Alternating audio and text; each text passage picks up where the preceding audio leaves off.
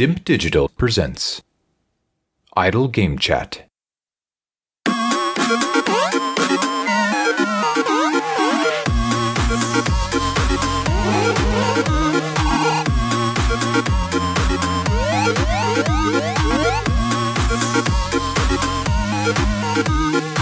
Hello, Apps here from Dimp Digital and welcome to Idle Game Chat. This is the weekly video games podcast where we give our impressions of the video games that you can play today and react to the latest news from the wonderful world of video games, I should say. We're here every Monday on your favourite podcast app and YouTube, absolutely free.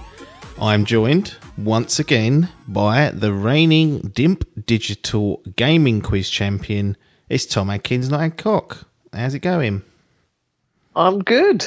Excellent. Bloody good. It's again. It's the day of the week. Yeah, we get it on the right day of the week, these recordings, and we get a positive Adkins. We get it on the wrong day, and we get a negative Adkins. So we're pleased to have caught you on this better day. Now, we're still on that road that we was talking about last week. We was talking about this road to next gen, but we need to be taking the time out to be looking back at some of the bits and pieces from current gen before we put it out to pasture for good, before we wash our hands of it and never talk about it again. So we've done our PlayStation retrospective, our PlayStation 4, talked about all the games, the hardware, not all the games, it's a complete load of bollocks. The games that we found the most interesting or had the most sort of discussion points over, the hardware, bits and pieces like that. This particular show is a little bit different because the way the generations work is, let's be honest about it, Adkins, Sony and Microsoft decide when these generations change. The PC ain't doing it. I know they have their own generations of GPUs and whatnot, but in terms of like the gaming space, it's most people just agree to go into this generation cycle of when Xbox and PlayStation decide to do a new one. That's when we'll start calling it the new gen. Not now. No, well, it's now down to Stadia. They're going to be the generation. Stadia will be the generational shift. We've got new throttling throughput for your streaming, so you don't fucking pixelate. But what that leaves is we can have conversations about all the exclusives and the published games from the Sony or the Xbox or the Microsoft side. But there is a plethora of multi-platform titles that can get left out of these conversations. Like you see the top 10 PlayStation exclusives, you see the lists of it, or top 10 Xbox exclusives. You don't be seeing these multi-platforms, or in some cases these Nintendo games getting a look in. So this particular show, we're just going to chat about stuff that was multi-platform or just not on the Xbox or the PlayStation. So that includes PC, that includes Nintendo. Fuck, it might even include mobile games if we ever find one that can be that's spoken about. So it's a bit more of an open discussion, an open show where we can talk about all sorts of different games, and then we'll finish this little road off at some point with an Xbox retrospective next week if all goes to plan, and then we'll be there. We'll be on the eve of this fucking brand new generation. Anyway, patreon.com/idlegamechat. Send it over your money and we'll be putting it to good use. I promise. It's payday yesterday, come on. Well, 21st, is it? Do we still get paid on that day? I don't know. Every day is a payday for me. As it should be. As it bloody well should be. Well, hardware-wise, it's difficult to chat about this because, like I said, the PCs do have GPUs. We had ray tracing introduced and whatnot, but I'm not going to sit here how many GPUs have we been getting in this gen since 2014? Fuck no, it's probably about 13. It would have been... So one every 3 years they do? No, every 18 months probably. There's normally 3 of each. Then you count Nvidia and AMD, 3 times 6. You're looking up to over a dozen or so possibly. So, but we don't claim to be PC connoisseurs here, so we ain't going to get snarled up in that. All I know is that 30 series has come out and it's fucking shit over everything, and it's at a reasonable price. So, PC gaming becoming a viable option for people on tighter budgets, perhaps, although still quite expensive. But then you could argue the consoles are. But we did get a few bits and pieces. We talked a bit about VR on the PlayStation kind of look back, but we had the breakout Oculus Rift and the HTC Vive that came out on PC.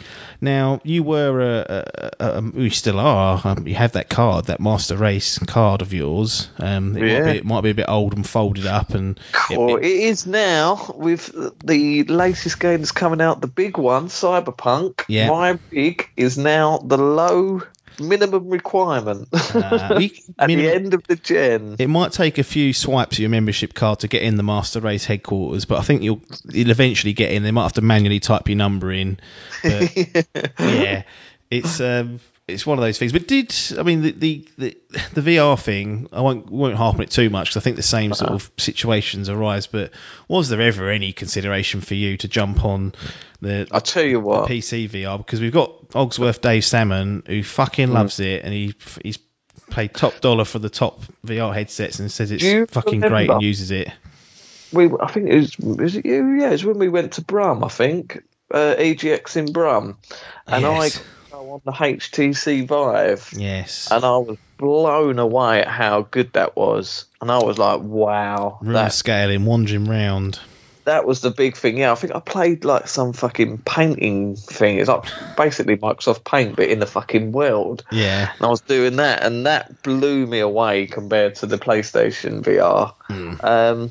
Was there a concern to buy one? Not a serious one. Yeah. But playing that HTC Vive did make me think, fuck, if I ever did think about this, that would be the one to get. Yeah. Get the room scaling, get the proper... Yeah. Proper kit and caboodle, and like I mentioned, Salmon's got it. He fucking loves it, and he was. I think he was trying to get a new one, wasn't he? Not long ago. I don't know if he actually got it in the end. Gimmick, Salmon, doesn't he? Yeah. He's a gimmick master. It's just, if you got the PC and the space for VR. Like, the one thing I noticed, 'cause I did dabble with PC during this time period with that Oculus Rift S, and yes, I had the 2x2 space, like the recommended sort of requirements, if you will, but it still wasn't quite. I didn't feel like it was quite big enough, because I was still sometimes just in a panic scraping the wall, or I smashed my knuckles on it once because I was reacting to something that happened on the screen. It just wasn't big enough. So you do need that room if you want to get the sort of best out of the room scale, and I think that's one of the barriers of VR. But it certainly at least went from, in my view, like a pipe dream to a viable product. Like, we've seen VR headsets sell well. We've seen lots and lots and lots of games developed for them. So it's far from a dead platform. And in many ways, you could argue that this generation was almost its coming out party to establish itself, put its flag in the fucking hole and say, look, we're here as well. We're going to take a piece of this game empire. Yeah, definitely. Even as far as on my computer, it now says this PC is VR compatible. What are you waiting for? There it is. Go. So, yeah, something I'd like to, if they were more affordable and had the room. But I do see it as a bit of a gimmick. But it certainly isn't just that now, especially on the PC side. Like you say, with these added things, they're trying to make more of it, and it's not going away. No, it's not. That's the thing. It isn't going away. So there's obviously a viable market there for it, and be interesting to see how it develops over these next sort of 5 to 7 years to see. Thing is, they've sussed it now, haven't they? Because they're now doing wireless ones, and that was always my biggest gripe with it. It's just like you're wandering around with a fucking blindfold on, you can't see where you're going, and you get tangled up with fucking cords and wires and got headsets and that. And now if they're doing all that wirelessly, fucking... Well, there is a limit. I was going to say sky's the limit, but your fucking room's a limit, isn't it? Room's a limit, and there's still, like, with the Quest, at least the first iteration of the Quest, it was compatible with Half-Life Alyx, but you had to still plug it into the PC to play that game because it needed a bit more juice. So there's still a bit of a power problem that might not get solved in the near future, but perhaps in a couple of generations, where basically what I want to see is that these wireless ones are worked towards where they're a viable option and you can get all the games on it. They will work. Oh, okay, they might not be fidelity wise, might not be the best, but you can still at least play it without having to plug it into anything. And that's something that might develop with the Quest 2, and it might take to the Quest 3 for it to be realised. But that's where I'd be tempted to start looking and jumping in. But yeah, I mean, definitely going to keep an eye on VR and see how it develops. I mean, see what we get in the next sort of few years or whatnot. Nintendo had a bit of a breakout hit again. We had that Wii all those years ago. What year did that come out? That was early on. 06? Yeah. The thing about the Wii was we had fucking Nana playing it. And you think, at any point where you're getting Nana playing these consoles, you've hit home run. Bust it out. 2006. 2006 on the nose. I remember getting one. I got one. Lopeman's mum. She's still listening to Lopeman's mum, actually. She worked in Sainsbury's when I was at Lloyd's. And she told me, she said, Nana wants one for Christmas. And she said, I think they must have been sold out everywhere. And she said, my mum can get one. And she'd hide it out the back for me. And I strolled up from Lloyd's right through the town, went to Sainsbury's, went and met Lopeman's mum. And there she pulls out this thing. I think it was only about 180 quid. 180 quid it was, yeah. Crazy. Oh, absolute cheat. And yeah, again, felt like a bit like a VR thing because it was that new... Like the motion controls, didn't we? Motion control and that. Little sensor. Yeah, it was... I had one for... I never bought myself one. I bought my current wife. Like I've had loads of wives, but current... I was just thinking whether it was ex-girlfriend. Henry VIII over here. Yeah, current wife one many years ago, and I think even my parents bought one for themselves, or I got them one because they were just like cheap. For like 180 quid, then they'll be on offer over Black Friday and Christmas and whatnot. You'd find them for like 130 or something, and they were just like, it was almost like an impulse buy at that point. It is, it did sell fucking incredible. Like even you go around like people's parents' house or something, and they'll have Nana's got it, player, Skybox, and there's Nana's fucking Wii stashed in the corner. Yeah, the Wii Fitball leaned up against it. Yeah, that's it. So Nintendo go from this dizzying height of like breakthrough console with some excellent games on it, but in the background there's a crowd of core gamers that are unhappy with this because the Wii just became shovelware city of just being put on it and piled on, and you know, despite the sales and the financial success, there were rumblings that people weren't happy with it overall because of the toot that was put on it. Don't get me wrong, great games as well. Played a lot of them, it was excellent, but then they'd fucking done this Wii U. And at that point, everyone's like, Jesus H. Christ. And I remember getting hyped for that because of the tablet thing. That it was, you could take it anywhere with you. It was like a sort of hybrid, the real hybrid we wanted. Yeah, it was fucking crazy. It was this thing, it's like, you can go and if your wife's watching TV, you can take the controller, which was this fucking look like a kid's toy, like tablet. My first Switch. That's it, my first Switch. And then you can go and sit on the shitter and continue playing your game. You could.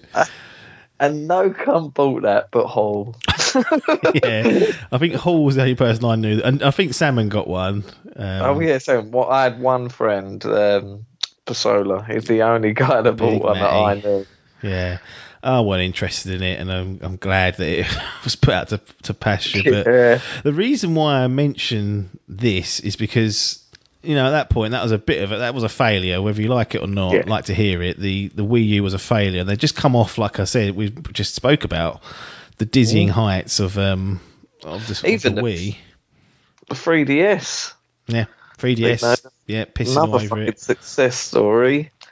And then they come to the Wii U. And then you think, Christ, what are Nintendo going to do?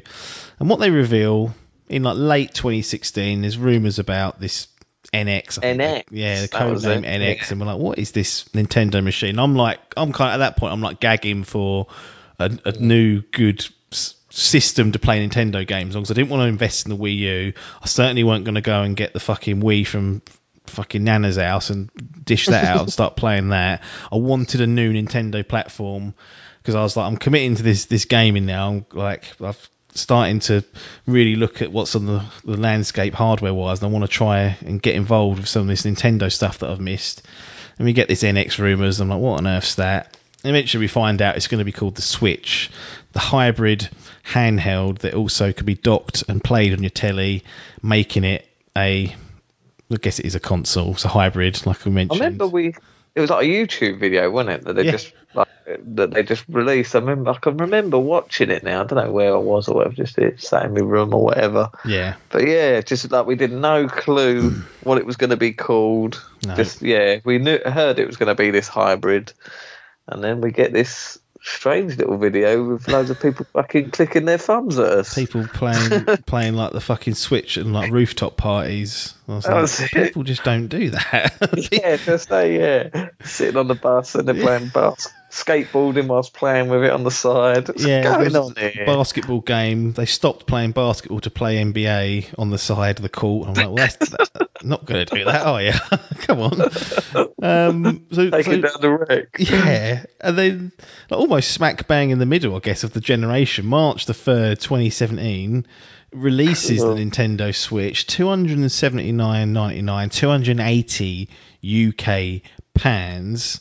And then me and you go, no, we don't want your PS4s day one. We don't want your Xbox Ones day one. Yeah. Switch will take that bad boy day one.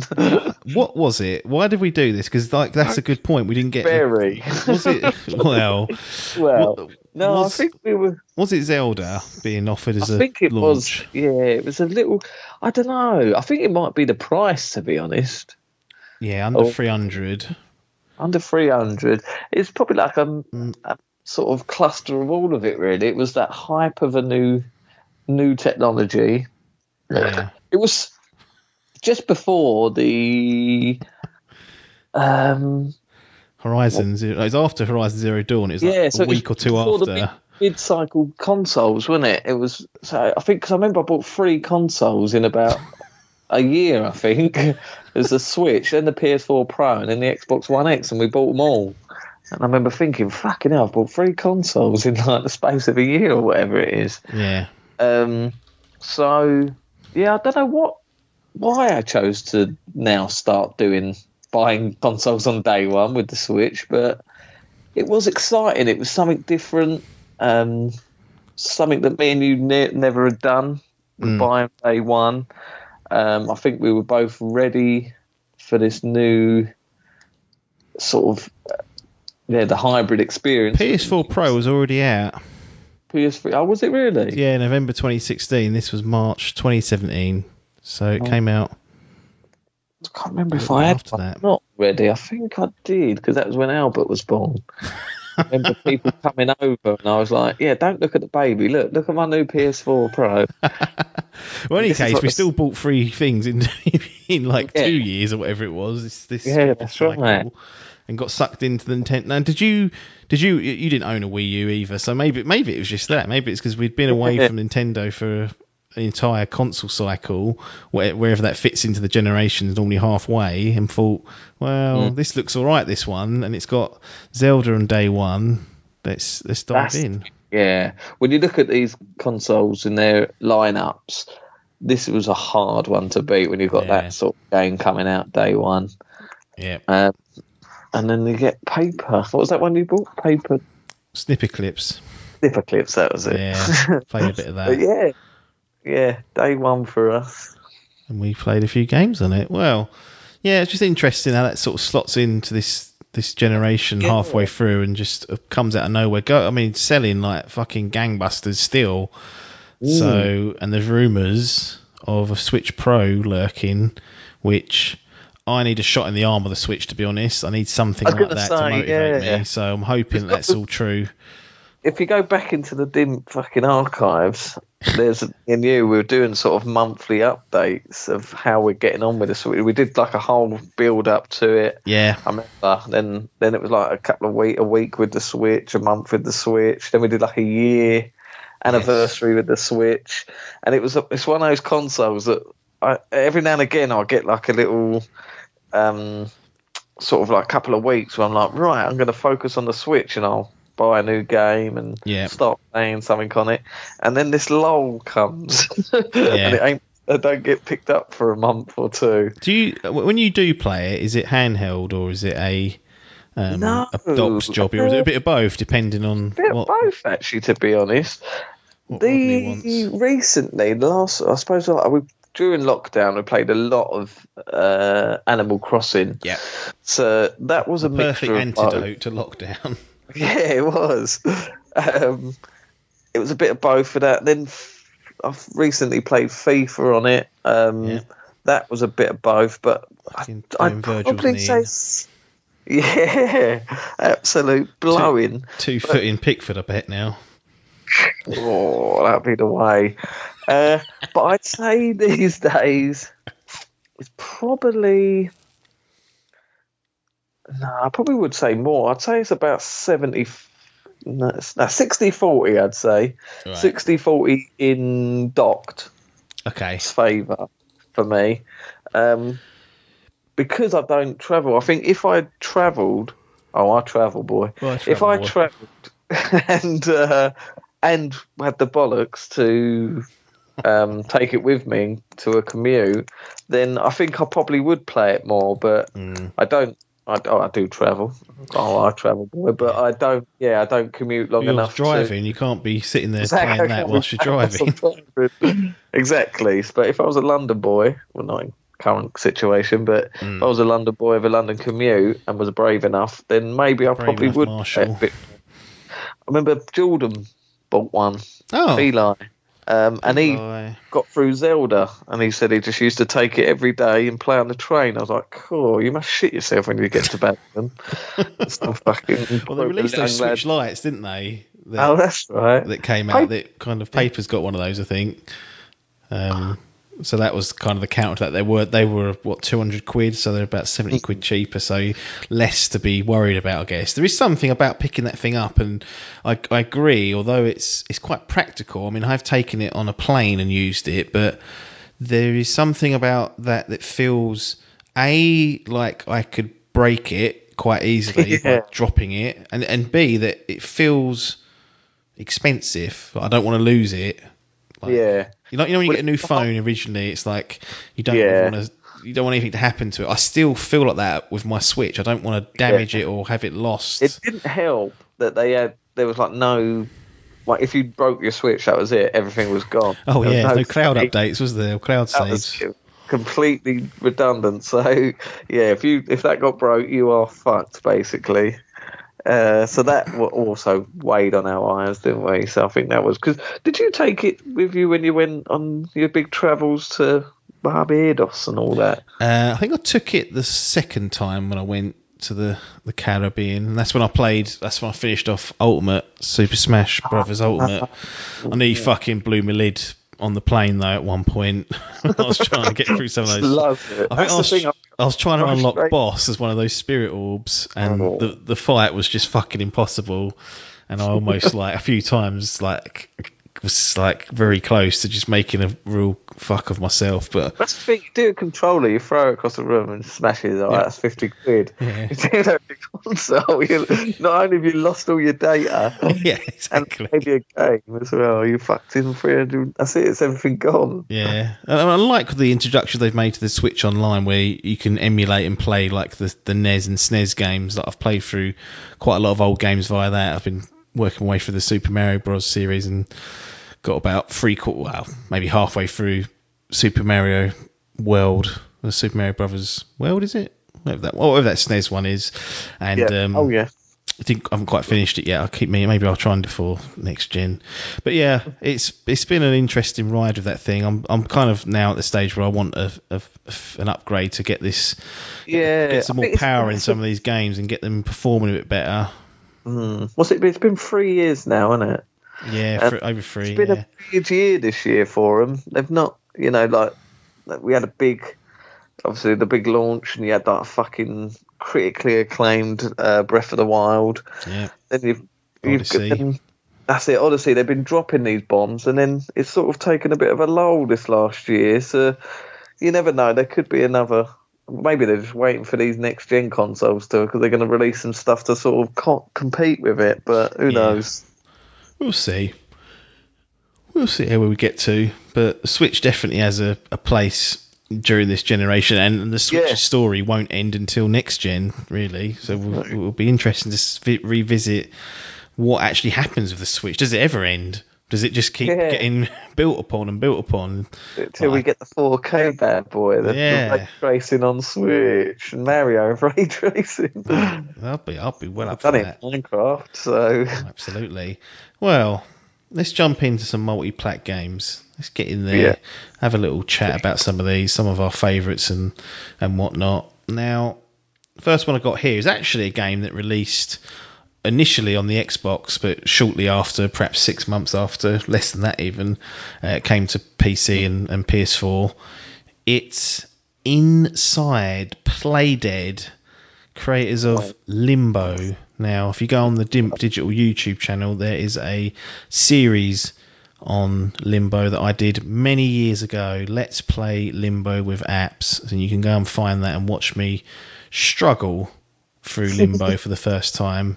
But my first question is, did you play Limbo? And then my second question will be a follow-up to that relating to Inside. So before I distract you with too many questions, was Limbo played before Inside? I don't know the answer to that question. I did play Limbo and have completed it, but I can't remember if it was before or after. I think it was before. So would Rodney let you play Inside without playing? No, that's what I'm thinking. That's why my brain might be wrong. Let me have a look. I'm trying to think what I played it on. I think I played Limbo on PC. I played it on PC. Yeah, I think I might have played it on PC. And then I might have even played Thing on PC, actually, come to think of it. Inside. I think I nicked it off Salmon. Cool. Hold on. I think it's on my achievements, Limbo. If it is. Cool, how's this new app work? I can't get at it. It's not the end of the world. No. In my head, I think I've played Limbo. I definitely played Limbo before. Let's pretend I did for the sake of this podcast. I've definitely played it to completion. Like yourself, struggled to get through it. Thought it was an interesting concept. These like a little puzzle platformer. Stylistically interesting. Never had this sort of black and white thing. Thought it was a good game. Fine, excellent, done. Move on, next. Move on to Inside. I go, oh, so it's the same people that done this, played this, and were just like, wow. Was not expecting that at all. No. And it's a similar sort of thing, like it's just that same sort of puzzle platformer, but it's almost mixed with a little bit of like a walking simulator sort of thing. There are obviously platforming, but a lot of the stuff is sort of just walking through environments, and I found that quite interesting. It's sort of like the world it's set in and stuff, you pick up bits of sort of like unintentional lore throughout the world. And it's a mystery. The whole thing's a mystery. And even when you finish it, you still sit and think it's a mystery. But it was I enjoyed that. Yeah. It is, and people like it, what I quite like doing of it is just going onto YouTube and listening to people sort of takeaway from it, like the fucking theories they come up with about the whole environment, like what they're doing there and anything, and just that it was just like a weird experience, but a fun one.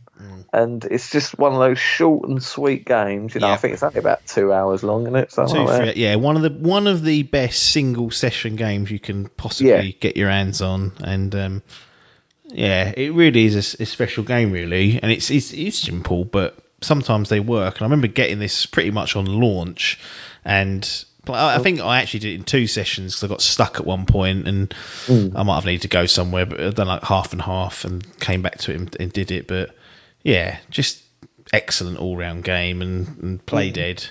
Limbo had kind of put them on the map for me, having played it and seen a bit of hype, but Inside to me was just like a step up.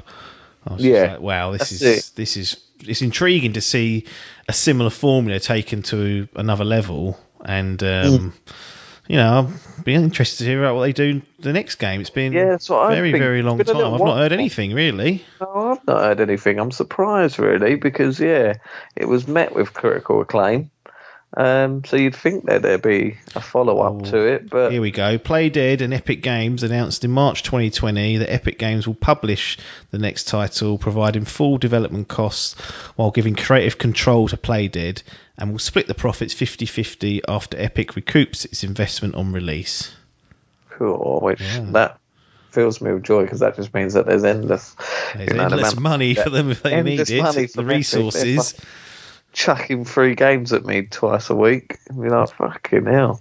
Yeah. So that's excellent news. But brilliant game inside. Should have been played by people if you got a spare couple of hours. Yeah. Probably get it on fucking mobile these days. Get it on. It's on iOS. It's on Mac. It's on PS4. It's on Windows. It's on Switch. It's on Xbox. 2 hours of your life. Get it played. That's it. A true multi-platform title and an excellent one. So the next game, it's not necessarily a game, this one, because we can be quite loosey-goosey with these discussions, but I wanted to talk about the resurrection of a little-known franchise called Doom. Coming literally out of the fire, along with other games. Like I'd say Wolfenstein as well had a resurrection during this generation of games, but Doom in particular. It started with the failed resurrection of Duke Nukem. Yes, Duke Nukem 3D. Was it Duke Nukem Forever? Yeah, it was. Yeah, it's one that was like in development for 10 years or something, and it was dog shit. I remember that came out last gen, but that was like one of the games that had been gone for so long, and you thought, well, there's no hope for things like Wolfenstein. There's no hope for things like Doom. They've all kind of just tailed off, or fizzled out, for lack of a better term. And 2016, we get Doom, sort of like this weird like reboot type thing, which is fucking excellent. And then it's lockdown time. It's followed up with fucking Doom Eternal. We get a lockdown. We get fucking the same day Animal Crossing comes out. We get Doom Eternal. Yes. Fucking believable. Same side of the two sides of the same coin, they say. And I say different coins together, mate. They're not even in the same ballpark. This is Happy one lockdown. Of those happy lockdown. Deal with that. I forgot about that. This is one of those things as well, much like when we was talking about The Last of Us last week, that Doom, you're like, well, that was fantastic. The nice, cool reboot. Does it need a sequel? Yeah. And then you get Harmless. Eternal, and you're like, cool. Maybe it did need a sequel, because now don't think I could go back to the old Doom. Yeah, and the great thing, we got Doom back in a good place, which was handy to have in 2016. But the sequel, like you said, just kind of took it all to the next level, and I don't know, it is one of the best sequels out there, really. Like same gen and same franchise that I've played, especially in a first-person shooting game. Well, that's it. Yeah, there's only so much you can do, I find, with this. People will buy COD and whatnot, regardless, whatever. Yep. But in terms of first-person shooting, that's why I quite liked the BioShock franchise, because it tried to change it up. Yes. And like I say, there's only so much you can do if it is like a new IP or existing IP or whatever.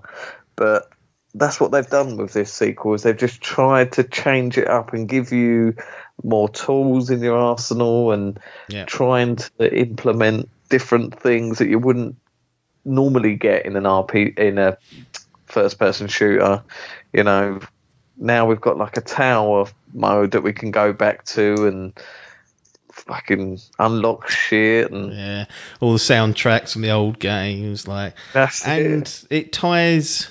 I thought it'd done a really good job of, in a series that typically story is second or third rate, and even in the first one it was a bit of an afterthought, but with Eternal we've got actually, I think, really good lore-based storytelling and some good storytelling within the game. And it kind of builds out this whole Doom universe and expands it in a way that I've never had before experienced, like to understand actually what's going on and what's happened before it. Like I learned all about the ancients and all this, loads of stuff in there. I mean, it's all codex written stuff that you have to kind of read through, but I really enjoyed getting to know the Doom universe, and that wouldn't have been possible without Doom Eternal. Yeah, and being a first-person game, almost, like the first person, you think of how this first-person genre started, people always will, Doom will be one of the names that people always say, and that's because Doom is just a picture of a gun. You never had, there was always the Doom Slayer, but you didn't know what he looked like, really. You saw a little picture of his face getting battered at the beginning, but this game sort of made him a character. You sort of see him in the third person perspective for the first couple of times, and certainly you could sort of see his face a bit more, and it was just like a more, almost a sort of God of War-esque grounded experience, not to the same extent. It wasn't so much a sort of narrative driven game. No. But in terms of a first person game, did have that extra weight fucking to Doom. It. Who gives a fuck normally? But there's interesting stuff going on, I'll tell you that much. And the DLC's out now, and apparently it's fucking shit hard, which doesn't surprise me, having got to the end of Doom Eternal, and that fucking ramps up so much from when you first start. And apparently the DLC just kicks off where you start, basically, in terms of difficulty. So if you've not played it in a while, you'll be thrown straight back in at the deep end. But it's a great game. And now that Microsoft, we won't be probably talking about Doom as a multi-platform next generation. It'll probably be Microsoft only. The good thing is, if you're a Game Pass subscriber, these games are going to come. The next Doom, which I'm pretty sure we'll get, will be coming day and date on Game Pass, and I imagine the DLC to Eternal will as well. So I think bright future still for Doom. It's got another full game in it at least, I reckon. I don't know if it's got another one after that, I'll be honest. For all this, I might need my eyes replacing because the pressure. And your ears. Lovely bit of metal music, but it's interesting. I am sniffing at that DLC. It's got a shark in it, so I was like, cool. but yeah, great sequel, like you say, very good sequel, maybe the perfect sequel, but definitely should be played by people that are into fast-paced action shooters. Yeah, would agree. Next up, Resident Evil 2, another one back from the dead. Oh, maybe not actually.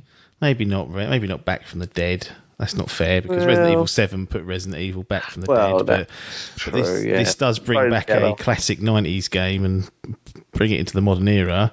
One of the great kind of reimagining remakes. Like we've spoken about Shadow of the Colossus, which is a remake, but it's very much Shadow of the Colossus presented again. This is we've got this kind of story and this setting going on. It was released on PlayStation 1. Let's take the idea of that and build a modern 2020 version of what we think that game should be. And the result is Resident Evil 2, and it's one of the best survival horror games I've played. Yeah, incredible this was. And almost a surprise of how good it was. Like we got demo of it and sort of the build up to it and stuff. Yes. It was sort of quite shortly lived, if I remember rightly, as well. Like there was a trailer out, and then it seemed to come out quite quick after that. I don't remember it being such a build up to it coming out, but just blown away by how good it was. And that same sort of thing, like I know with Shadow of the Colossus, you say like being it built from the ground up.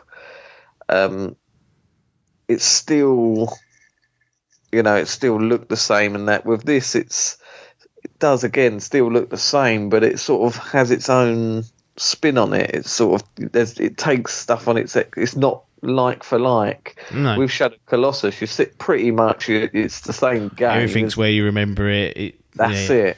It's the same. This now, they sort of deep dive into characters that you hadn't spoken to before, deep dive into things that happen throughout the game. Yeah. Conversations with characters that didn't happen, and just expanded it. And it was phenomenal. It shit the life out of me in places. Like, it really you don't made like these scary games. No, I do. The older I get, I struggle with these. It's weird though, because this week, on the last week, I've been watching nothing but horror films, so I should be able to play games. But because they're so more immersive, I'm finding like the older the game. I think it's because when it's last I played Dead Space, that really fucking killed me playing that game. Yeah, of course. I remember getting like sweaty hands playing it and actually feeling like anxious to play it. Since then, so I'm not great with horror games, I will admit that. But yeah, being chased by that big fuck throughout and fucking hell. Going through and having 3 bullets, like every time you miss a shot, you really felt that weight of being like, fucking hell. Yeah. It was it's a great mix of kind of the survival horror aspects and the thing I like about it, and people will rail on me for this, but these fucking tank controls, they keep getting defended to the day that people are dying, and they're like, well, it adds to the survival horror element because it doesn't control properly. It's like, that's garbage. Does it fuck? Does it fuck? It's fucking annoying, I'll tell you that much. Whereas in this, we've got a lovely controller in silky smooth modern 3D game that controls flawlessly. I can move, I can shoot, I know what I'm trying to achieve. It's just fucking scary sometimes because they built it to be like that. And that's it. Yeah, I'm really enjoying I enjoyed the Resi 3 remake, not as much because it wasn't the first one, I guess, for one, and it was a little bit of a truncated version of a game. I felt it was a bit shorter, but it's still good fun to play through. I hope they kind of continue this timeline of remake games, and I'm still gagging for one to be remade in this vein. Yeah, that would be lovely. There's huge rumours of 4 being redone. Yeah, that would be nice because that's another one I didn't go through fully. No. I've gone through it, but no, just a brilliant remake and almost a sort of birth of these remakes. We're certainly getting a lot of them now. These open the doors for Metal Gear Solid, please. Yeah, that would be the fucking dream. But out of the bunch, Colossus was fucking fantastic, but this was just as good and a great fucking remake. Yeah, absolutely. Well done. A little bit of not really a curveball, but I feel like this game deserves a mention in this tier, in this sort of top tier that we're talking about now, just because it made such a big impact and showed the power of what PS Plus can do for a game, and then how you can build upon that and create a great multi-platform game. And it's Rocket League, like the quintessential football with fucking cars. That's the simplicity game, simple mechanics, but so well built and put together, and rode the wave of the PS Plus sort of free subscription. What made me get it? Made me get it. This game. Most people have got it for that, and then went on to have great success in the multi-platform world as a retail game, and now is a free-to-play game under the umbrella of Epic. So they've really gone through several stages of that, but just it feels wrong not to talk about Rocket League in this generation. I was toying with putting it in the PlayStation chat, but it weren't a true exclusive, and it's on Switch now, for fuck's sake. So once it gets on there, it ain't PlayStation, I'll tell you that much. And I just felt like this was just it's interesting to watch this game explode, like with almost everyone that touched it and played it. It was come from nowhere, got on that rode that PS Plus wave, couldn't even play the fucker because the servers are all melting, and then they've built it up and carried it on, and it's still going strong today, and still as fun as it was on day one. No, it's it. You can see it's going to be one of these multi-generation games. No doubt there's going to be PS5 and Series X updates. Yeah. And like you say, it's just going from strength to strength.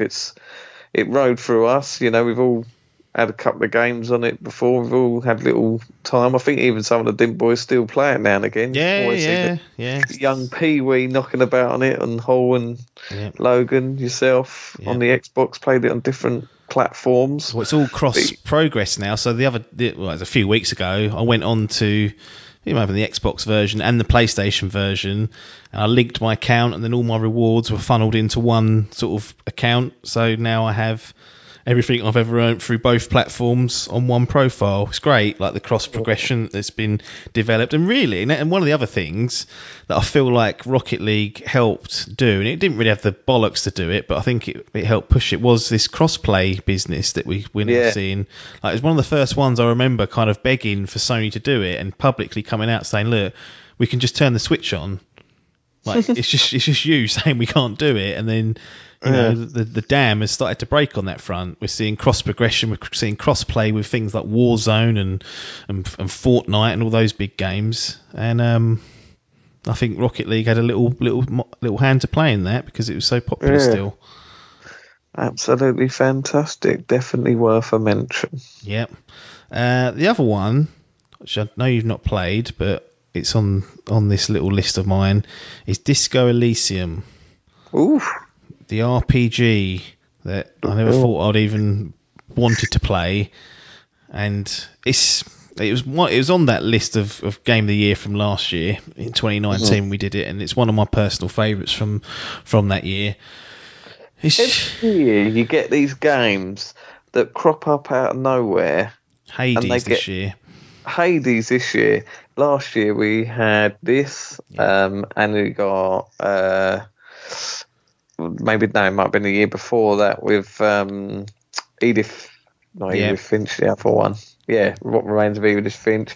These little games that crop up, you never hear nothing about them, and they come out and they're all the rave, and you play them and they're like fucking fantastic. I love these little hidden gems that you find or don't know about, and this certainly seems like one, and I'm intrigued to go through it, but I don't have anything to say on it, so I'll let you speed the way. Yeah, no, I mean, I've spoken about it numerous times because I really do think it's a great game, and I'm looking forward to it, eventually coming to other platforms. Like, it's still... Is it Master Race only at the minute? At the present, Master Race and Mac, and then it has 2020 listed for the consoles, but I've not been keeping too much of an eye on it, to be honest. In terms of when it's going to come out, but I think that'll give it a second sort of boost, and people will be like, "Cool, that's got some fucking boost on it," and they'll want to play it. But yeah, I mean, it's a role playing game at heart, but it's quite non-traditional in the fact that it doesn't feature any sort of combat, resolution of particular events or conflicts are done through dialogue trees and skill checks that are sort of pinned against your how well versed you are in said skill. So you could build up this character with really high perception, which means that if a puzzle or a problem comes up in that sort of realm, you'll piss it, you'll get through it quite easily. But if you've neglected something else, then like a physical type activity, say it's like trying to climb up something that's higher than what an average human could do, then you might struggle. So it's always balancing your skills about what you need to do, and you can't get stuck. I don't think it feels like at times that you can. Like sometimes it feels like you've hit a dead end. You think, have I fucked the character? Like, can I not progress? But there's seemingly always a way to work your way through it if you hunt around enough and find the roles to it. But even with all those sort of interesting skills and whatnot, the story is just excellent. Like how well it's written, how well the characters are developed, and it's mainly through reading, which is kind of a bit of a downer for some people. But again, you put the effort in, the rewards do come with Disco Elysium.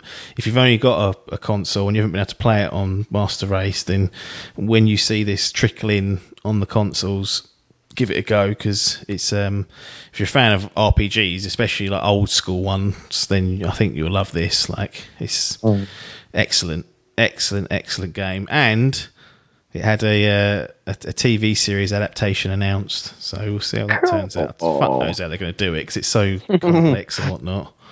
Blimey, didn't know that. Didn't know that. If I said to you Super Mario Odyssey, Cool. what would you say? Because some people don't like this game. I've found. Fucking bag of shit. Oh, God. No, I'm joking. No, I thought it was fantastic. Beautiful. Again, what I mentioned earlier, the Switches have taken a bit of a back step this year because they've had a lull, but we get... Well, they want that Hyrule Warriors to be played. That's it, yeah. Prequel to Breath of the Wild. You get the launch titles, you get the big thing, and then not long down the line, what was it, 6 months maybe, something like that, boom, we get Mario Odyssey.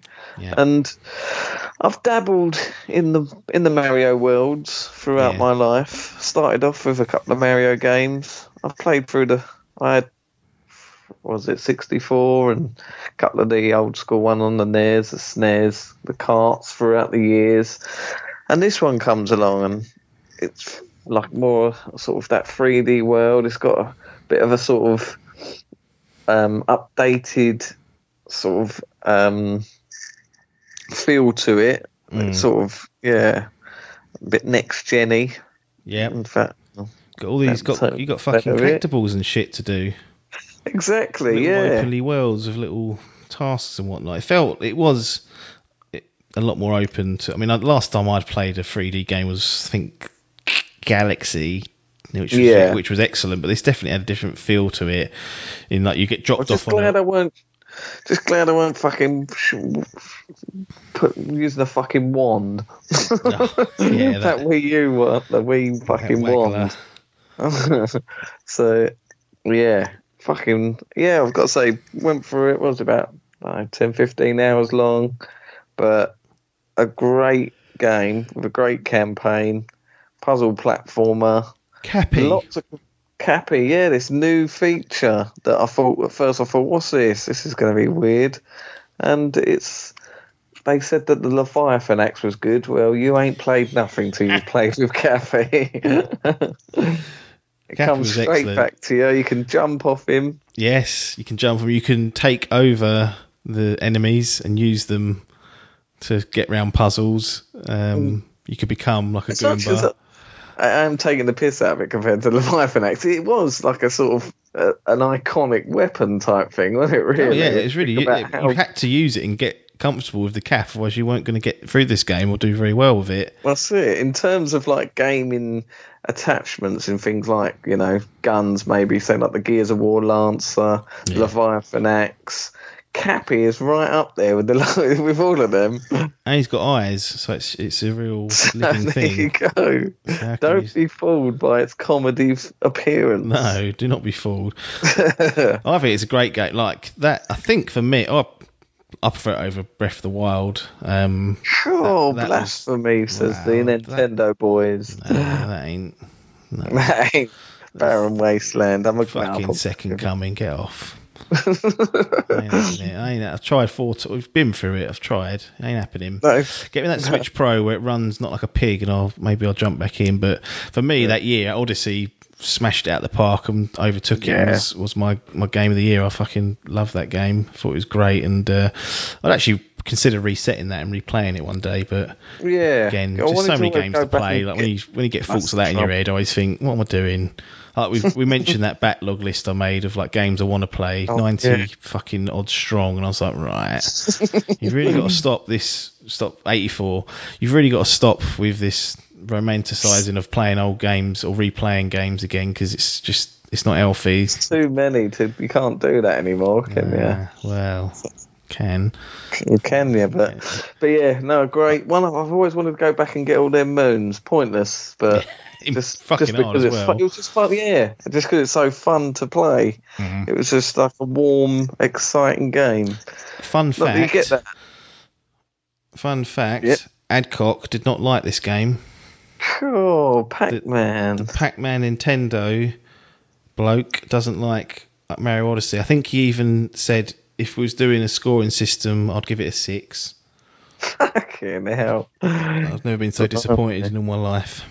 No, and this is the man that loves Shadow of the Colossus. So there's something in that brain, but it's obviously at fault here. Yeah, it's not. It's something short-circuited.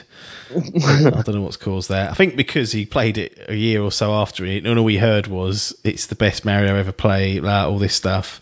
Right. And it's the same as that fucking Breath of the Wild. Really, you get hyped. You get told that it can't. It's going to be your favourite game you've ever played, and you get through it. And you think, yeah, it's all right. Yeah, that's the trouble. There is a lot of these outlets. There does seem to be, like we talk about it, about the Nintendo bump. Yes. And there was a thing that seems to have dropped off this year. The Nintendo bump isn't working so much. Fucking releasing anything good. No, that's true. But previously, every game that came out was the second coming. Yeah, it was. So people are wising up. Yeah. Snuffing onto it. One game that I did go back and replay, which ended up being a huge investment of time through both playthroughs, and you'll understand why when I say this, was The Witcher 3 Wild Hunt. 2 full playthroughs I've done of that game. Now, this is, I think, a truly excellent action RPG. Side stories, fucking fantastic. Characters, fantastic. Solid gameplay mechanics, and a super interesting world to run amok in as Geralt of Rivia. What are your thoughts on The Witcher? Skyrim was the best RPG in the world. Yep. Until The Witcher 3 came along. Yep. And blew it away. Well, not blew it away, but it crapped on it. Pulled its pants down. Both on Switch now, it crapped on it, so it's on the platforms that matter. Exactly, but no, this is fucking fantastic. It came at such a good time because it was in the peak of the Game of Thrones franchise. Yeah. So you had this sort of fantasy RPG-esque vibe going on throughout the world already. The fucking phenomenon that Game of Thrones was, the TV show. And then you get this game, and it was the game that broke the Rodney brain. Rodney Brain cannot play the third entry of a game unless it plays 1 and 2. Yes. But this got the pass. I tried to play the first game. It's a bag of dicks. I couldn't play. It's a real PC game. You can't be playing with no controller. No. It's fucking dated as fuck. The brain just went, look, I know this brain of yours is fucked and you can't get past this thing. I'm going to give you a hard pass on this one. I'll let you steamroll through 2 in preparation for 3. So I did that, and by golly, master raced it. This was in the peak of when I told Elbra I weren't getting a console. I was going master race. I bought this and Overwatch. Yep. Those are my 2 peak, and by golly, it took me a while to get to the end because it was a long game. Oh yeah, and I've still not finished the DLC. To be fair, I'm about halfway through the last one. Was it Blood and Wine? Yeah, I mean, as part of like the package, like the DLC is the best expansion pack I've ever bought for a game. Like, it was £20 and you get both of them, and you get about 50 hours of content, like good, solid, excellent content. One is just a what do you call it? Like it's the same world, a story expansion. But Blood and Wine, that you mentioned, you get a whole new map to go and run amok in. Yeah, it was, and this was the game. When you get these open world RPGs, it's the main story, and what we like to call here at Dimp is bloatfill. Yeah. This game broke that mold, and side quests became interest. Yes. Interest quests. They were just as interesting. I mean, it's genius who have thought of that. Should we make the side quests good, and then people might actually want to play them? Oh, what a surprise, they do. Yeah, exactly. So it broke the mold, and it was fucking phenomenal. The story was brilliant. The gameplay was excellent. The RPG elements were insane. Yeah. You know, the depth you can go into. The mods on PC were ridiculous. And now expand a fucking TV series that is something there. You know, it's worth watching. You know, it's not amazing, but it's definitely something good. And The Witcher 3 is a must play game. Yeah, I agree. I mean, it was some people had bad experiences because of the technical stuff, the issues and whatnot, which I think's a fair criticism if you experience those. I have to say, hand on heart, I didn't experience anything like that. I played it on base PS4, and it was okay. It ran like a pig at Novigrad sometimes, but Yeah. I Did on PC, to be fair. Yeah, I had no game-breaking bugs or anything like that, and it felt like a normal open-world game that was like, sometimes weird stuff happens, but it wasn't egregious.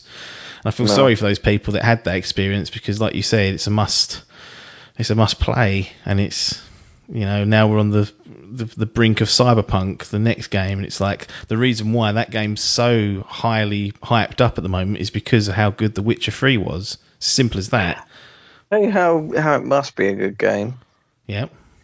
Even Biff completed it. Even Biff, yeah, he may have done it he may have done it multiple times, and this is a long game. This is a very, very long game.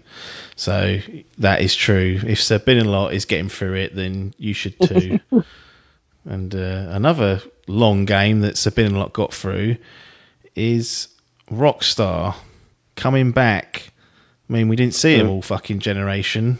They kept GTA 5, GTA 5, Switch, GTA. They haven't done that. They kept rehashing GTA 5, and I'm surprised it ain't on that Switch yet. so am I, to be honest. It could probably run on it, but they focus clearly on GTA Online. But we did get the sequel to Red Dead Redemption, which was called Red Dead Redemption 2. This was a game I spent fucking forever in, and unnecessary. I didn't have to either. This was just a game where I was spending weeks in the wilderness, just living with Arthur. I remember getting him through it. This was a game. This was the. Do you remember the gate? What's it? A gate in it when it's a thing. Yeah. This was the time gate, the playtime gate. Do you remember I lost about 10 hours or something? It wouldn't show up on my thing. Well, I clocked about 90, I think, in the end. I've spent 95 or something, which is long for me. Yeah. I think you're still top on my list on there. I think you sit around 140, 150 hours. Yep. So you played 50 hours more than I played. Mm-hmm. And I cleared pretty much everything. Yep. I think we did.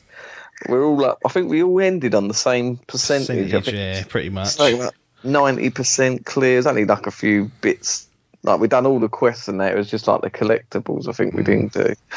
But yeah, and you managed to spend an extra 60 hours, 50 hours in the game, just wandering around.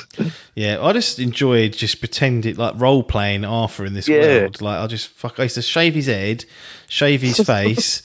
And then say, right, I need to get away from that camp. It's too toxic. Like, it's like fucking Twitter, that camp. There's too much fucking backstabbing and moaning going on. I'm just going to take off and live on my own for a while. And that's what I'll do. I'll just go out and to ride somewhere in the wilderness, set up camp, do some hunting, do some fishing. There was always activities related to those that you could be chipping away at.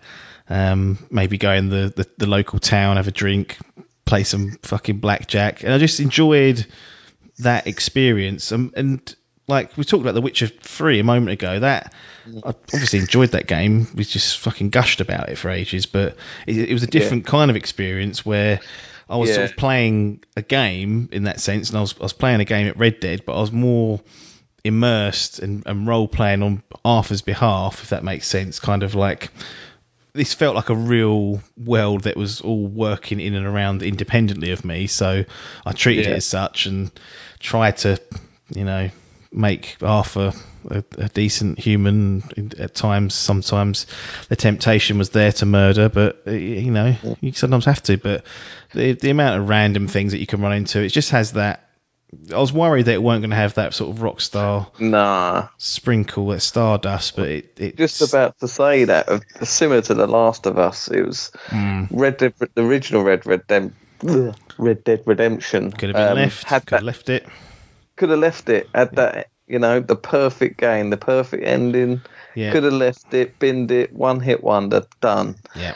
But no, they went back to it, and if anyone, the two companies, or maybe even three, with CD Projekt Red.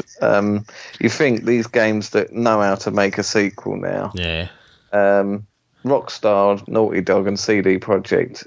They're the ones you want making these sequels, because when they made this sequel, you say you had these problems, and then when it come out, it just blew us away. Yeah. The shit that you could do, the realism in it. You know, you're all taking a crap.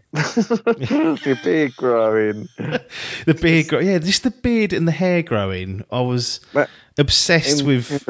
Like what I said, I used to shave my head and have a shave of his face before I went out, just so I would, when I returned, I would have a visible sort of progress of how long I'd spent away. And it was, it's just like the real world stuff you could do. You'd get jumped just on the fly. You'd bump into a stranger and go on some fucking weird quest that you had no intention of going on. Yeah. You'd shoot up a town and go mental for a day, and then you come back 3 days later and you got fucking people going, "What are you doing back here? You can't piss off." You remember?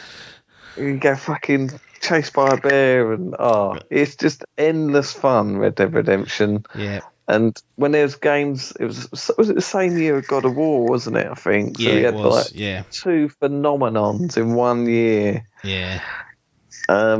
This just took us away. It was so hard to get away from this game, like not in a bad way, but you just couldn't put it down.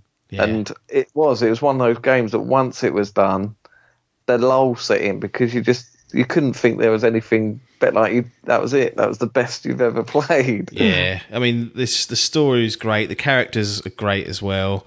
The open world itself is just best in class almost. And I think the thing that impresses me as well when I think about it is that you've got this huge open world of all these areas that you can go to, all this interaction that you can partake in, and yet the level of detail and the fidelity and the graphics on this is just, it's mind-boggling how something that big, that detailed, and that kind of dynamic can look that good and not miss a beat, really.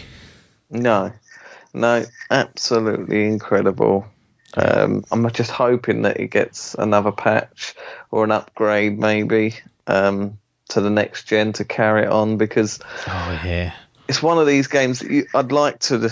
It might not be able to go replaying games and replaying. Yeah, this is one I'd like to, but it's a daunting task of how long it was. But it's certainly another world I'd like to get back in and just to fuck about in and see what that looks like in fucking ray tracing or 60 frames per second and that all jazzed up, because it was absolutely gorgeous and must play again. Excellent. Well, that brings a close sort of our top tier ones. We said we'll be brief last time about the second sort of tier down, but we'll see how we get on.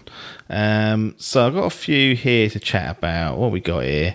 So here's one. I sort of dropped the seed earlier on, but I thought it's definitely worth a mention. Mm-hmm. It's Pokemon Go. Oh yeah, I was wondering if you were going to say about this. The phenomenon that swept the whole world and is still, by all accounts, pissing it. Got our slop ass out of fucking the house for one. Yeah, it did. Remember, me, you, and George went on a little drive. We used to drive around, didn't we? Drive around Southend. Shrewsbury, around Southend, and down the seafront. To get the fucking... In the park, to get fucking Pokeballs or whatever it was. That's it. It was mental when I think back at it now. Everyone was playing it. It was. Nano had a go. Nano had a go. It was. I remember driving down Shrewsbury Ness Road once, just seeing a church, and there was just like a group of like teenagers, all with their phone in their hands. And ordinary, you think, it's just what people do now. But you could see them all flicking Pokeballs. And they was like, Jesus, or you walk through the park and you'd hear people going, "Man, fucking Pikachu." Yeah. It literally was fucking it was like a pandemic. It just swept through. Everyone was playing it. Yeah. I remember Logan, maybe it was just me and Logan, maybe Hall. We actually took spent a day in like Priory Park just to walk around and try and get some rare Pokemon, which is that's crazy, isn't it? You Just think about it that. now, like doing that right now. Obviously not in this current situation, but if beginning of the year when nothing else was happening, January, February, if you'd have said that then. I know. New games come out. Do you want to go down the park and play it? Go, fuck off. Going out in the cold. No, you're right. It came out at a good time from what I remember, like just as the weather was getting good over here. And actually I was talking to Hall about this because I was asking about like games of the generation and whatnot, sort of trying to compile that definitive list that we're going to come up with.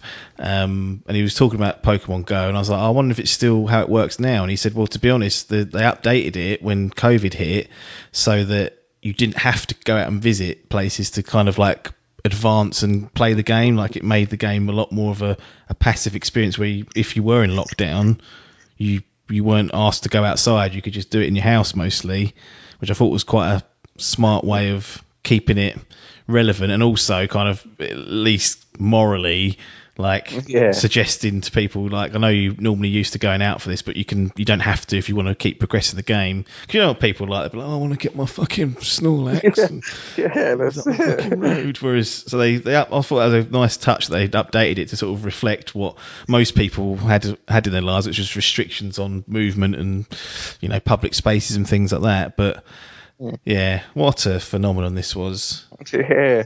I say it's short-lived. It felt short-lived, but I think it's because other stuff come out. But it's not short-lived because, like you say, it's still going on today. And every now and again, I'll reinstall it. And oh, really?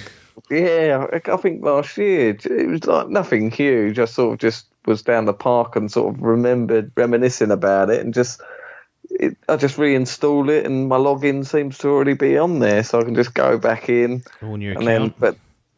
Same account, and then have a little 5-minute play, and then the next day I'll delete it. And it's just something that's still there. They tried to integrate it into the game and stuff, but I sort of lost a bit of interest there. But it definitely got its hooks in me when that thing, and we spent a good month sort of just roaming around. Yeah.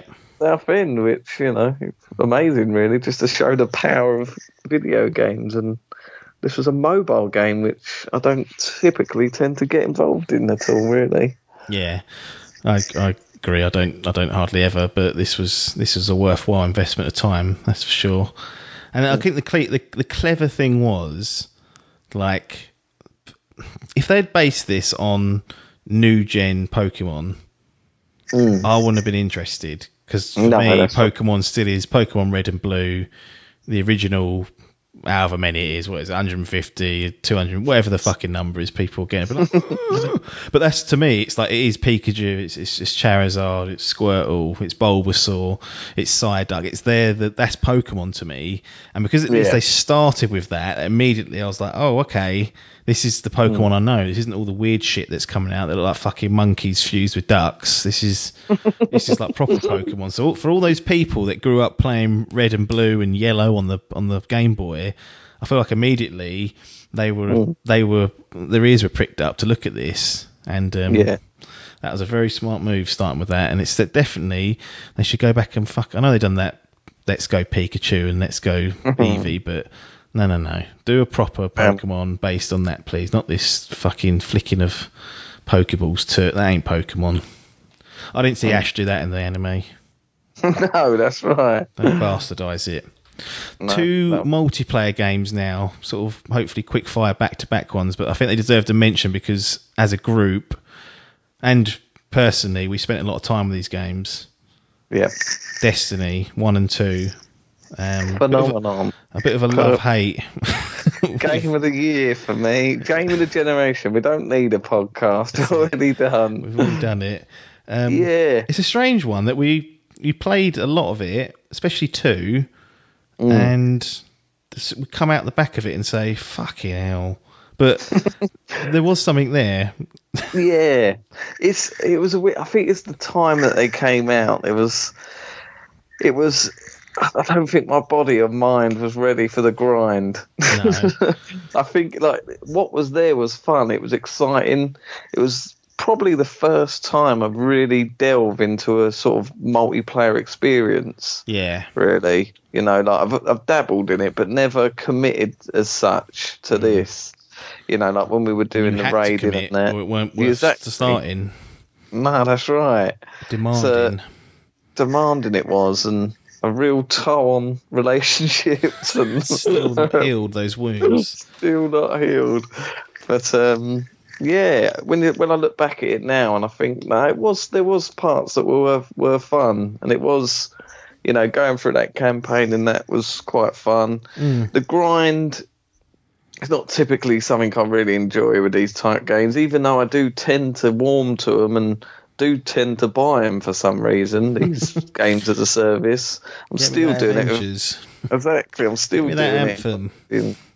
I tend to warm to them, and then I moan about playing them because I don't like grinding, but still buy them and do it. So I must sort of subconsciously do it. But yeah, it was another phenomenon that sort of wept through us. Dave entered the group and sort of became our leader among men. Yeah. And then dropped us like a bad habit.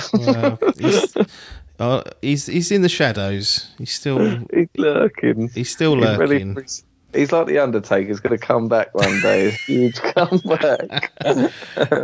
WrestleMania, he's coming back. Well, there will be a Dimpomania one day, so maybe that can be his grand return.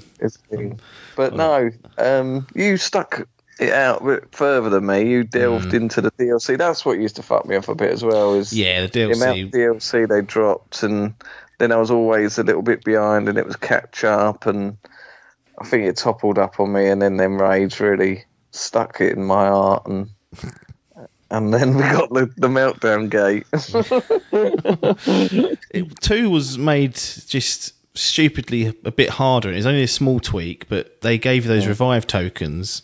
Each of the raid team had one each, so I could revive one person throughout it, and then eventually, like, people go down, and once more than 6 downs have happened, you can't die anymore, any of you, because it makes the way that the raids are developed, particularly on the last boss, is that you pretty much need everyone to be doing their job to maximum capacity. One fuck up and it's gone. That's where the relationships break down, because people have lapses and some people can't be bothered, or it's not even that, it's just hard. It's hard to concentrate and deliver what you're supposed to, and then you had the added pressure of, if you went down after the tokens have been used, that was it. You have to wipe. Do you remember that word? Yeah. Wipe. Oh. Yeah. Amount of times we just jumped off the edge of the map. Yeah.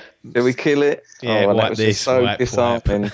It was like 2 a.m. People were aggravated, a little bit drunk, and you really felt the pressure of if you fucked up and caused a wipe. And you wouldn't get away with it. No, you'd be held account. You had 5 other people just. It was interesting. And I don't regret the hours spent in it. I don't. But would I want to do it all again from scratch? Oh, that's Probably the thing. The trouble with me is I missed out on the early raids, so yeah. I was at the back end of the raids, and there was that first one we done where the fucking with the basketball hoops and all that. God, Wrath of the Machine. That was a labour of love. It was an hard bastard. It took us fucking hours, but we still have the YouTube clip somewhere, and it was so good. Just our reaction when we finally got it late in the night, and the congratulations, like the cheering at the end, and that. Yeah. That's what sort of spurred me on. And we got the same sort of feeling with the last one, but fucking hell, we only got through by the skin of our teeth. Yeah, we've gone through the ringer at that point. It was we were suffering from some sort of trauma from the just trying to get through it. It left a horrible taste in everyone's mouth. But honestly, it was strange seeing Destiny and then Destiny 2, particularly Destiny, because it was kind of the first one, seeing it just engulf people. I remember Hall and Logan just. Yeah, that's all they played for 6 months. That's all they played, wasn't it? Yeah, that's all they played for 6 months. We started doing a podcast back sort of near when it come out, and I'd be like, every 2 weeks we'd do it with them. I'd go, what would you play? Oh, Destiny. What are you doing? So I was getting some filaments for the next up, and I was like, what are you talking? What do you mean? What does that entail? I was like, well, you just go to this point in the map and you kill these enemies. Then what after that? well, you just go back into it and do it again. What? And it seemed so foreign to me. And I ran through the campaign once, didn't stick with me. I was like, I don't know what these idiots are doing. Then sort of Sir Dave made his presence felt and kind of took the time to explain how it worked and why you would do said things and what we're working towards, which is these raids or these harder strikes. And then I kind of got a little bit hooked on it. It wasn't to that extent. I was still playing other games, fortunately, but certainly was something I was happy to commit to. And it was kind of, just looking back, odd to see these games take such a stranglehold on. It did become a bit like an addiction type thing. It was just like it became. Yeah, you just find yourself. And it was one of those games where you can lose yourself. Like, you pick it up and play it, and then all of a sudden you look and you're like, fucking hell, I've been playing this for 5 hours. It was. I've done nothing. I've just done the same. Like one power level or light level. Yeah. Right. And it was just that sort of addiction to carry on and level up and get ready. It was certainly the first type of those games that I kind of experienced. And I don't know, maybe there's chance of another one, but they're just so time consuming that I like these ones that you can jump in and just play if possible, which is difficult for most games these days. But one that was a little bit easier, that didn't require leveling, but still had this multiplayer edge to it, which again tore us apart sometimes, but in other cases brought us together as a Dimp clan. It was Overwatch, which was the hero-based shooter.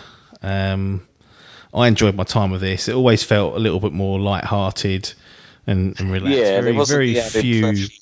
No, there wasn't ag, was there? It didn't seem with this. It was, no, it wasn't a grind or anything. It was just number one that Hall and Logan and that sort of obsessed over and played multiple thousands of hours in it. And that's what I find hard with them, because this is the sort of genre that they stick to, so they're pretty good at them. You know, like they're, in terms of skill level, they're always a step above us. So when we play, or certainly when I play with them, I always feel like they're always carrying me. Which I like. So it makes feet up. which is exactly. So it's quite handy, but you didn't have that too much of that added pressure. You know, it weren't like you were making. Well, I suppose it probably was making him lose, but it certainly wasn't as bad as when you were fucking up in a raid. So it was just quite fun going through. But then we got into the competitive element of it, rankings, the rankings, and to this day, I say Bloodborne is that niggle on my shoulder getting that gold trophy. Gold ranking. Still, to my day, that's another one. I still need to get back on there and do my competitive games and get a gold thing. But maybe my Overwatch days are done. I'm not a first person competitive player. I think I'll have to just nip that in the bud. Yeah, I really enjoyed it for its time. I mean, it ran its course as I find most multiplayer games do, but it was interesting early on. It was actually a bit frustrating early on trying to find characters that you were comfortable with. That was the thing, yeah. With these type of games, I like mixing it, but when you're doing this sort of thing, you can't just fuck about and be whoever you want. You needed a composition in your team, didn't you? You need a structure, and that's like Hall and that knew what they were doing. And if I wanted to be fucking Genji and that weren't allowed. Or you fucking running around with Hanzo and that.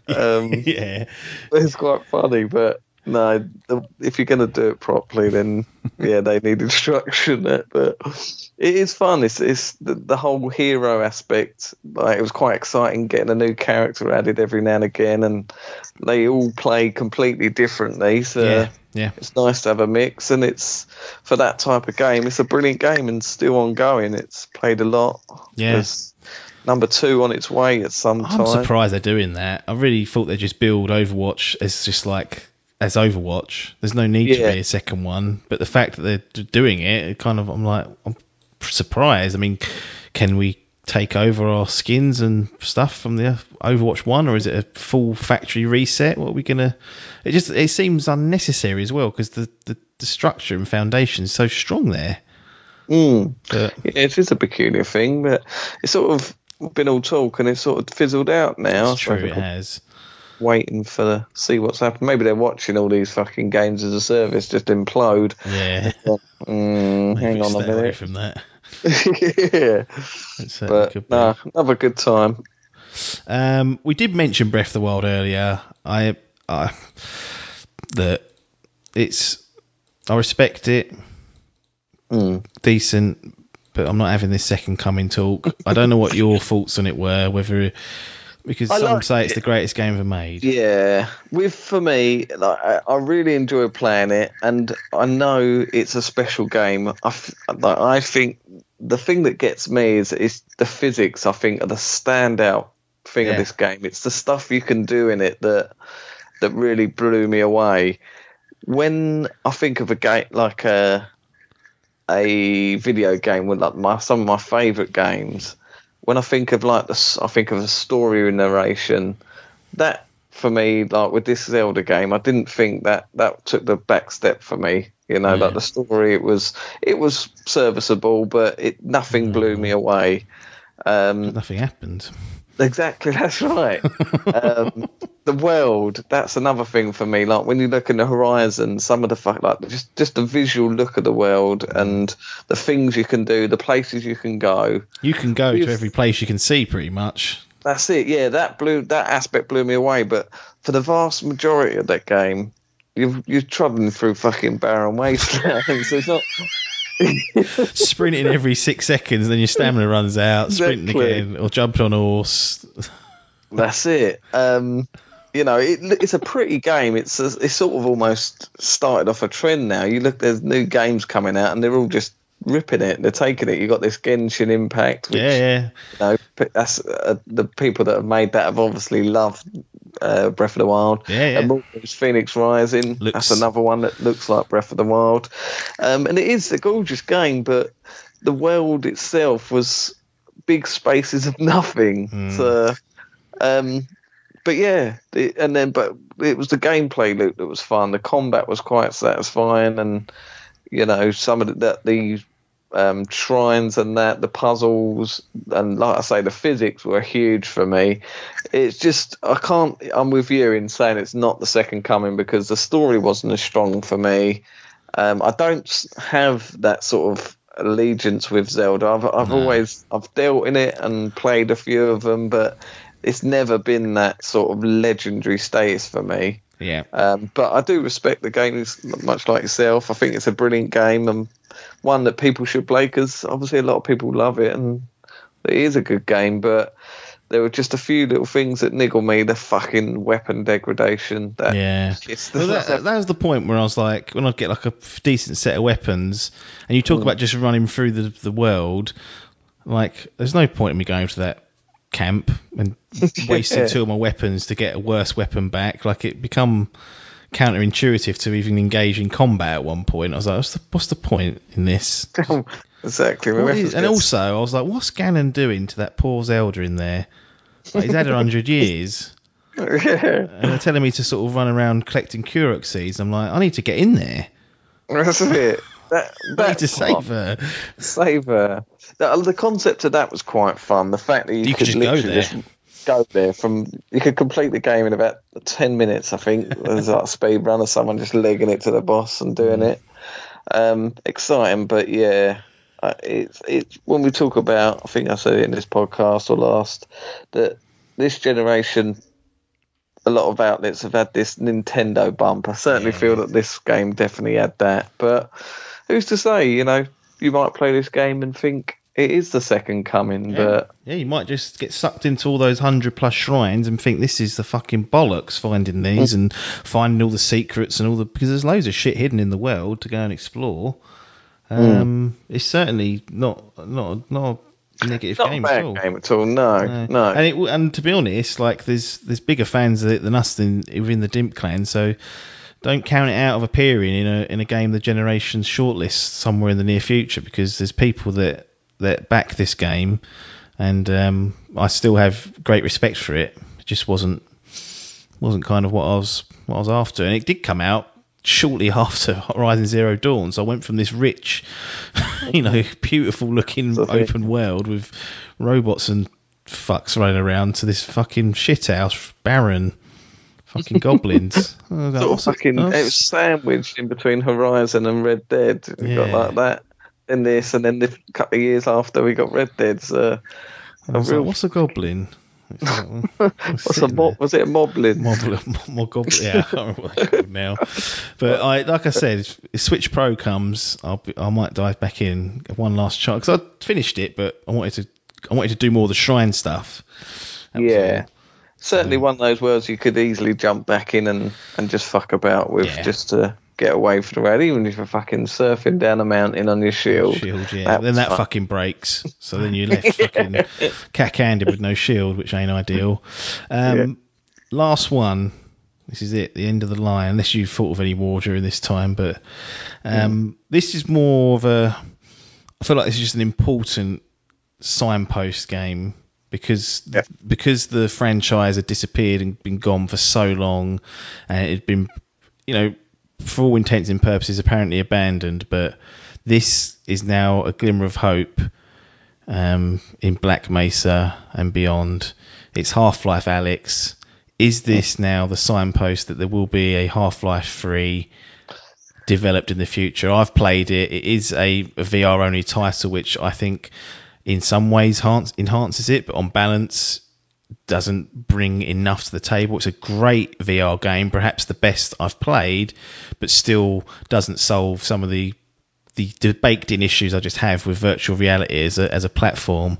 But more importantly to me, this shows that Valve are sniffing and are considering, at least, looking at the future of Half-Life as a game series, and that there's potential for free to come in. And I think there's seeds and bits and pieces in Half-Life Alyx that could move things along in a future game that's free and links back in with 2 and does all the good stuff that people and the fans of the Half-Life series want and kind of need after the cliffhanger of episode 2 on Half-Life 2 that we're all kind of stuck on. So it's more of it's a great VR game, and probably if you've got a VR set, you should be playing this because it's probably the best game you can get on it. And B, it shows that there's still a beating heart potentially for Half-Life, and that can only be a good thing, unless fucking Gabe goes, it's only on VR. And then I'll be fucking fuming, if I'm honest. Yeah, that would be livid. Yes, again, I've not played Alyx, obviously not having a thing on that, but it's one of those games that is coming sometime. I think it's going to be one of those ones that's a bit of a last guardian. They're working on it, but they're so sort of secretive about it and don't want to give anything away. So you're sitting there thinking, are they working on it? And like I say, a game like this comes out, people probably thought this was number 3. Yeah. This is all we're going to get, and it might very well be. It might be. I think it's a beloved franchise. Anyone with a PC would have delved into the Half-Life franchise. Yeah. I think there's enough warrant for it. There's so many memes about Half-Life 3 being announced and that I think until they announce it, then I think they'll realise, they go, fuck me, cool, a lot of people wanted this game. Yeah. So it's just a bit of if not when, but it seems to be working in their favour, because I think the longer you leave it, the more hype it's building, and maybe they're doing this on purpose. Maybe, but then with hype comes disappointment if you don't produce. So it's a tricky balance. You've really got to have your bollocks set and be happy that they're so advanced, because that's going much like the Breath of the Wild, the physics. Maybe they're rather waiting for the tech. Maybe the tech that they want to do this game hasn't even been invented yet. Oh, God. But for another generation, we might get it next. Oh, no. Imagine it'd be augmented reality. You have to get one of those what are those things called that Microsoft were doing? I know what you mean. Thousands of pounds. One of those. HoloLens? HoloLens, that's it, yes. Is that it? That's the one. We'll have to invest in them. Yeah. Maybe that's what's required. $3,500. There we go. Gabe goes, if you want to play it, and that's what you got to do. Buy them. Yeah. Record sales 10 worldwide. Deary me. Well, unless you've got anything you want to bring up. I suppose not really. Well, I want to, but I suppose we've got to mention the tiny little game Fortnite. I suppose. Yes, Fortnite and PlayerUnknown's Battlegrounds. I say that we'll just bundle them all in together. Yeah, Fortnite. This generation Apex has been Warzone. Like they've all, had their. I mean, I played a few of them. We played PlayerUnknown's a couple of times, and Fortnite I played a handful of times. I haven't played Warzone. I've kind of, as you would expect, us not being multiplayer boys, sort of dried up on them. But even what's it called? What's the new one? The fun one? Fall Guys, is it? Oh yeah. Sort of a similar sort of thing, but no, it's been the rise in Battle Royale this gen. It's transcended like a normal core gamer audience and gone like mainstream Fortnite. Yeah, it really has, hasn't it? Are there people revealing like music tracks or TV shows and announcements in Fortnite? In Fortnite, there's rappers that have released albums. They even had like a film night. They showed like Inception, I think, one night. Game. They had like a music festival within one. It's ridiculous. Like when we talk about Rocket League and how much that sort of transcended over the years, this game, like Fortnite, how much that is in such a short space. It's just. No game is like, I suppose Minecraft's probably one of the closest things that's come to it, but no game has had this short success and rise in popularity like Fortnite. Whether you love it or hate it, it is a phenomenon, one that we should mention. But you're absolutely right to bring it up. So I'm glad you did. It's we've had probably low experience compared to other people playing it, but I know that on the Warzone front, Hall is still playing it every other day. So plan in the future is once all this hype has settled down for next gen and looking back at current gen is to get him on to talk about Battle Royale in general but specifically why Warzone's kind of sticking with him at the moment. And is it just going to be another one of the conveyor belts when another one comes out, he migrates to that, or have they found a home, for lack of a better word, with Warzone? Is this the perfect balance of Call of Duty, kind of like pretty much baked in gameplay that we come to expect, with the formula of Battle Royale that's just actually the perfect mix for COD fans that were getting burnt out on the series, or Fortnite fans who wanted something a bit more grounded? Who knows? Like, these are all questions that I'm hoping to ask the Oracle himself on a future podcast. But too right for bringing that up, Adkins. The Battle Royales and the Fortnite in particular is transcendent. No matter what we think of it, it stands on its own 2 feet in this generation as an absolute breakout for the gaming industry.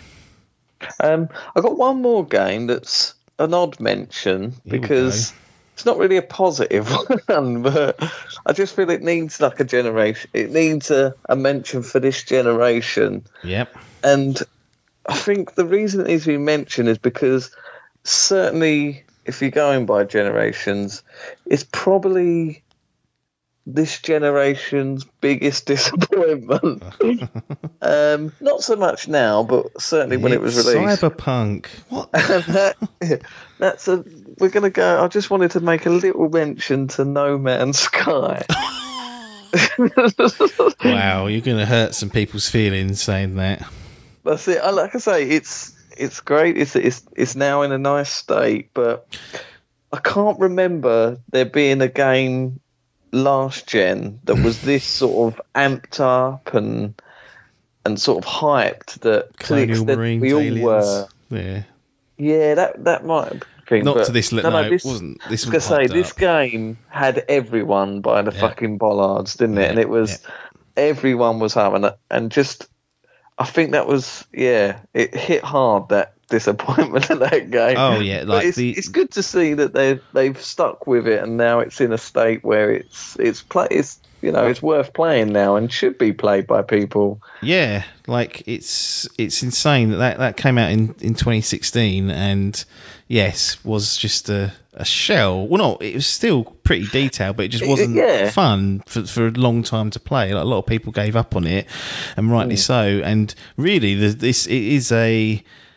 I don't think you would have got this last gen. We're talking 360 and PS3 era still, because we're still in this gen. So I don't think a game like this could have survived or thrived, because it took update, like not in the console space anyway, to kind of flesh out and build this game. And it's kind of lived through 4 years of big, huge updates that have added massive amounts of stuff that was promised from day one, like multiplayer, for example. That's now like the big monkey off their back. They've got multiplayer in No Man's Sky.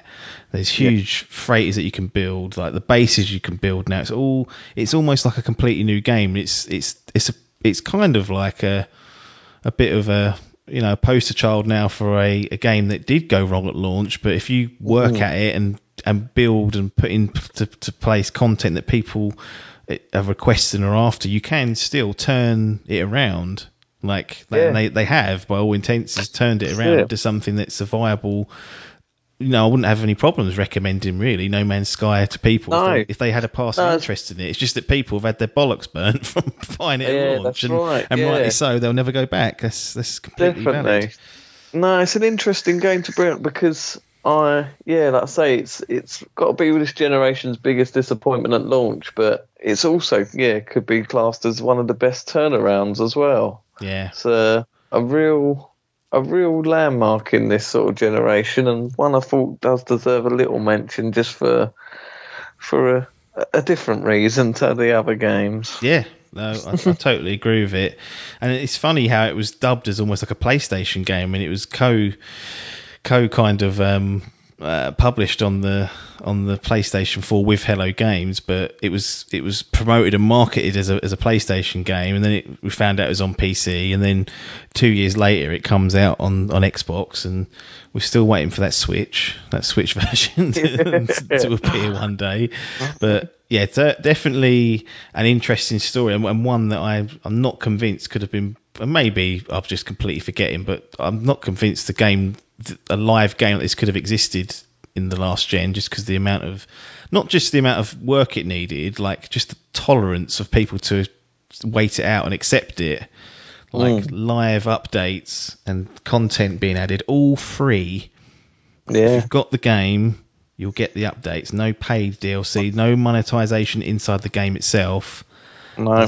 There's a lot of nefarious fuckers penny pinching out there, and Hello Games did get it wrong at launch, no doubt about it, but they've, in my view, more than made up for that. And now it is like you said, it can be seen as a success story. Yeah, just not for Biff, because he's never going to go back to it. Not a chance. So Bin Lot will never reach the centre of the universe, unfortunately, and be enlightened. What's the saying? I forget now. Burnt once, shy. I can't remember. Burnt once, shame on. There's something like fool me once, shame on them. Fool me twice, shame on me, or some bollocks. That's it. I'm just counting the updates they've done. 1, 2, 3, 4, 5, 6, 7, 8, 9, 10, 11, 12, 13, 14 updates they've done since 2016. And one of them is a VR update, so they added that halfway through. Incredible. What's amazing, it's still only about 20 gig, I think, the game. Oh yeah, it's small. Yeah. And you can find it pretty cheap as well if you look around, so if you've not played it, now's the time to jump in. There's so much content there, you probably won't be able to get through it all. Yeah, multi-plat as well, apart from that Switch. Yes, absolutely. Well, there we go. Platforms in the books as well. There's only one piece of the puzzle left, and it's Xbox, which we'll be looking to get done. You might get a rest for that one, Adkins. I feel like you've served your purpose well. Done almost over 3 hours worth of retros on multi-platforms and PlayStation, and we have, as you mentioned, you were joking earlier on our chat earlier. You said a 4-hour marathon. It's turned into that. Shy off it. No, it's that's what you got to do. Got to put the work in. But These consoles deserved it. It's a good generation. It was a good generation indeed. There's still a little bit more to come from us, and then we'll be on the eve of next generation. Will it be Gen 9? We're on Gen 8 now. Yeah, cool. Generation 9. Cool. What's going on? What's going on? Get me that mobile. Fucking trash these gens in. Get me that fucking Amazon Luna. Fucking. That's the fucking point. Fucking 800 quid's worth of kit sitting there. Piss off. Put it on my mobile. Next. That's the way to do it. Yeah. Right. Well, thanks for that, Adkins. I'm sure we'll reconnect soon because there's a lot happening, and thanks for your time, especially for these retros, and everyone else. If thanks for sticking with us and listening, and we'll be back next Monday. So be sure to subscribe if you just found us or stumbled across us. We're on all good podcast apps and the YouTube. You can find us at Idle Game Chat, and you can subscribe through pretty much any method that you deem to be appropriate. So nothing more for us to say though, apart from thanks for your time and ta-da.